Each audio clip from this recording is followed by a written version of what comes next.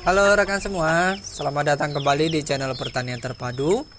Rekan semua, beternak ayam kampung biasa secara tradisional, apakah bisa untung? Bisa, itu jawaban saya. Tetapi, yang namanya cari untung tentu bukan perkara yang mudah. Harus ada strateginya. Apalagi dengan kondisi sistem peternakan yang semi intensif yang sebagian menggunakan pakan beli pada peternakan ayam kampung biasa. Nah, salah satu strategi yang bisa dilakukan peternak agar bisa untung dalam beternak ayam kampung biasa adalah dengan cara menggunakan pakan yang diracik sendiri. Khusus untuk rekan semua yang baru mulai, kali ini kita akan membahas bagaimana cara membuat pakan ayam yang pasti untung di semua kondisi sulit. Rekan semua, sebelum kita sampai pada pembuatan pakan, kita bahas terlebih dahulu sedikit mengenai strategi pemeliharaannya.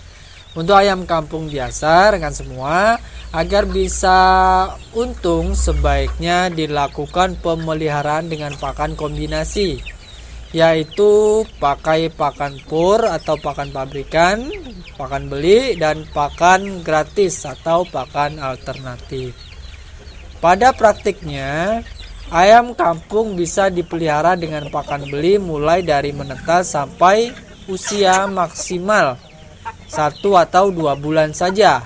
Setelah masuk usia 2 bulan atau 1 bulan ke atas, pemeliharaan harus dilakukan dengan pakan alternatif atau kombinasi, pakan murah atau bahkan kalau bisa pakan gratis. Untuk ayam-ayam yang sudah kuat dan sudah cukup dewasa, kita bisa memaksimalkan pemakaian pakan alternatif yang biayanya murah dan juga pakan-pakan yang biayanya gratis. Dengan sistem seperti ini, maka biaya produksi paling besar hanya di awal-awal pemeliharaan saja. Itu pun bisa dikondisikan lagi apabila kita mau sedikit agak lebih ribet. Selanjutnya, perlu dicatat juga rekan semua bahwa untuk jenis ayam kampung biasa, dalam mencari untung sebaiknya kita tidak menerapkan sistem target panen, baik itu menarget bobot ataupun target masa pemeliharaannya. Karena ketika kita memakai target, maka sudah pasti kita harus mengeluarkan modal untuk pakan yang jumlahnya lebih besar dan seringkali pada akhirnya tidak akan sesuai karena pertumbuhan ayam kampung biasa ini diyakini dan memang cenderung lebih lambat jika dibandingkan dengan jenis ayam lain. Rekan semua, selain sistem pemeliharaan seperti yang sudah kita sebutkan di atas, pembuatan pakan ayam juga akan sangat menentukan untung tidaknya peternak ayam kampung biasa. Maka dari itu, kita harus bisa membuat pakan sendiri yang bagus tetapi modalnya yang sedikit, yang paling sesuai dengan kondisi atau keadaan. Nah, dalam hal pembuatan pakan, kita harus memaksimalkan pakan alternatif. Jadi kita bisa meracik pakan dengan bahan-bahan murah meriah yang kandungannya masih bisa diandalkan atau tidak terlalu buruk. Yang perlu diperhatikan rekan semua, dalam membuat atau meracik pakan alternatif, sebaiknya kita tetap memperhatikan kebutuhan nutrisi ayam yang kita pelihara. Sekali lagi disesuaikan dengan kondisi. Contohnya begini, untuk ayam yang baru belajar dan masih rawan, kita menerapkan komposisi bahan yang berbeda dengan ayam yang sudah benar-benar kuat dan besar. Di dalam racikan pakan kita bisa tetap menambahkan sedikit pur atau pakan ayam jadi untuk menjaga kebutuhan nutrisi ayam-ayam yang masih belajar untuk peralihan tersebut. Misalnya pada prakteknya kita bisa pakai pakan alternatif dengan bahan hijauan sisa sayur, sisa makanan, batang talas, dedak bekatul, dan ditambah sedikit fur. Di sisi lain, untuk ayam-ayam yang sudah besar dan benar-benar kuat, maka kita bisa menggunakan pakan racikan yang benar-benar berbiaya murah, bahkan kalau bisa yang gratis. Misalnya dari bahan-bahan sisa makanan, ditambah sisa sayuran, ditambah batang talas, dan dicampur sedikit dedak agar tidak lengket. Nah, itu saja. Kalau bisa hanya dedak yang beli. Dan kalau bisa sudah tidak memakai pakan jadi atau campuran pur lagi. Itu khusus untuk ayam-ayam yang sudah benar-benar dewasa dan sudah benar-benar kuat. Dengan sistem seperti ini, rekan semua, maka ayam akan mendapatkan pakan yang benar-benar sesuai. Ayam bisa tetap hidup, bisa tetap sehat, dan tumbuh dengan baik. Nah, ini juga bisa dikondisikan sesuai dengan keadaan yang ada pada peternakan kita. Misalnya, untuk keadaan kondisi ayam yang performanya agak menurun, bisa dicampur dengan fur pakannya. Kalau yang optimal, ya kita beri dengan pakan yang murah atau yang gratis.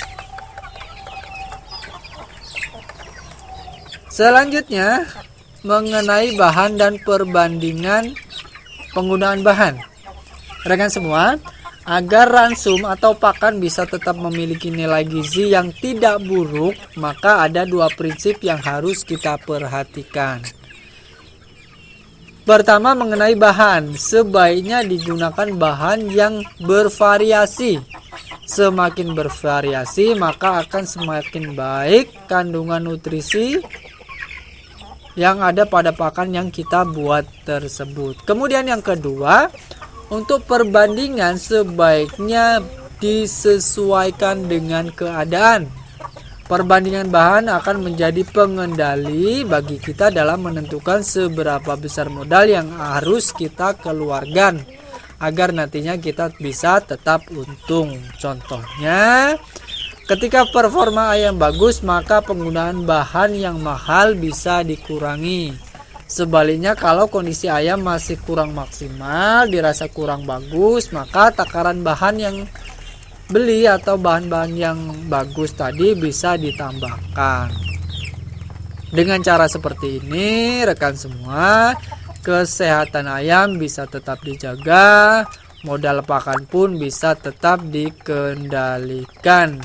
Hasil akhirnya, meski agak lama, namun keuntungan bisa tetap diraih meski kondisinya sulit sekalipun. Meskipun harga pur mahal, tetapi kita bisa membatasi penggunaan pur pada peternakan kita. Begitu juga untuk jenis bahan lain.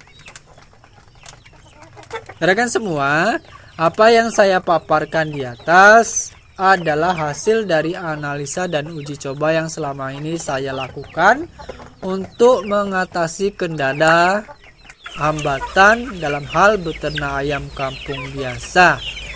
Dulu ketika pertama kali beternak, banyak yang mengatakan bahwa ternak ayam kampung tidak akan untung. Benar begitu jika kita hanya pakai pakan beli semua. Akhirnya saya lakukan uji coba dan penyesuaian hingga akhirnya bisa mendapatkan beberapa tata cara yang menurut saya cukup efektif untuk membantu saya dalam mencari keuntungan di usaha ternak ayam kampung biasa skala rumahan ini. Bahkan rekan semua, sampai saat ini metode dan tata cara di atas masih saya terapkan dan tetap memberikan keuntungan yang lumayan. Nah rekan semua, itu saja pada kesempatan kali ini yang bisa saya sampaikan. Saya sangat berharap apa yang saya sampaikan ini bisa bermanfaat. Kalaupun ada penyampaian yang kurang berkenan, saya mohon maaf. Terima kasih telah mengikuti video saya sampai selesai. Terima kasih untuk rekan-rekan semua yang telah mendukung channel ini sampai detik ini. Saya berdoa mudah-mudahan rekan semua juga diberi kelimpahan rezeki dan bisa lebih sukses dari sebelumnya. Sampai di sini, sampai bertemu pada video selanjutnya.